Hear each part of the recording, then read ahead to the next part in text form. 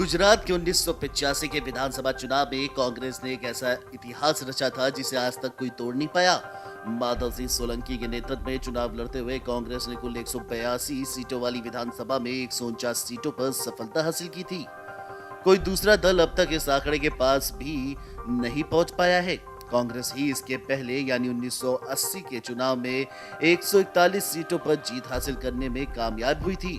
लेकिन इस बार सब कुछ ठीक ठाक रहा तो प्रधानमंत्री मोदी की अगुवाई में भाजपा ये रिकॉर्ड तोड़ सकती है। बीजेपी की इस जीत में सबसे बड़ी भूमिका दिल्ली के मुख्यमंत्री और आपके संयोजक अरविंद केजरीवाल ही निभा सकते हैं, जिन्हें गुजरात में इस समय भाजपा का सबसे बड़ा प्रतिद्वंदी बताया जा रहा है। दरअसल इसी साल की फरवरी में संपन्न हुए उत्तराखंड और गोवा विधानसभा चुनाव परिणाम के आंकड़े बताते हैं कि इन राज्यों में भाजपा को लगभग उतने ही प्रतिशत वोटों के अंतर से जीत मिली जितनी की अरविंद केजरीवाल की आम आदमी पार्टी ने हासिल की थी। चुनावी अंकगणित कहता है कि यदि आम आदमी पार्टी इस चुनावी मैदान में न होती तो ये वोट कांग्रेस को जाते और वह इन राज्यों में सरकार बना सकती थी।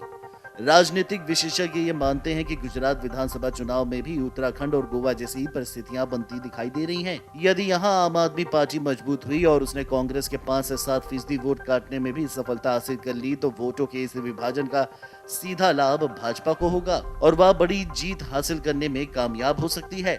दरअसल पीएम मोदी की लोकप्रियता के कारण भाजपा यहां पहले ही मजबूत स्थिति में है। उसका सरकार बनाना भी लगभग तय माना जा रहा है, लेकिन इस बार उसकी जीत का अंदर कितना रह सकता है इस पर बहस हो रही है।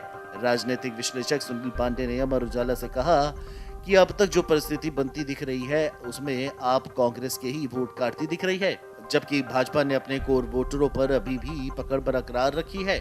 पीएम के कारण गुजराती अस्मिता के नाम पर एक दूसरा बड़ा वोटर वर्ग भी भाजपा के साथ लामबंद है। केजरीवाल काफी कोशिश करने के बाद भी इस वोटर वर्ग को तोड़ने में सफल होते दिखाई नहीं पड़ रहे हैं।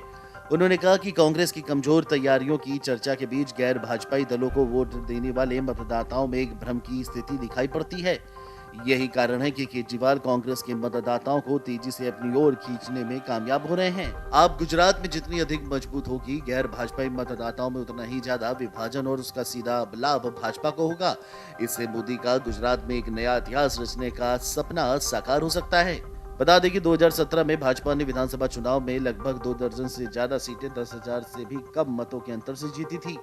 जिन 83 सीटों पर भाजपा उम्मीदवारों को हार का सामना करना पड़ा था उसमें 30 से अधिक सीटों पर भाजपा उम्मीदवारों की हार का अंतर 2,000 से 10,000 वोटरों का रहा था।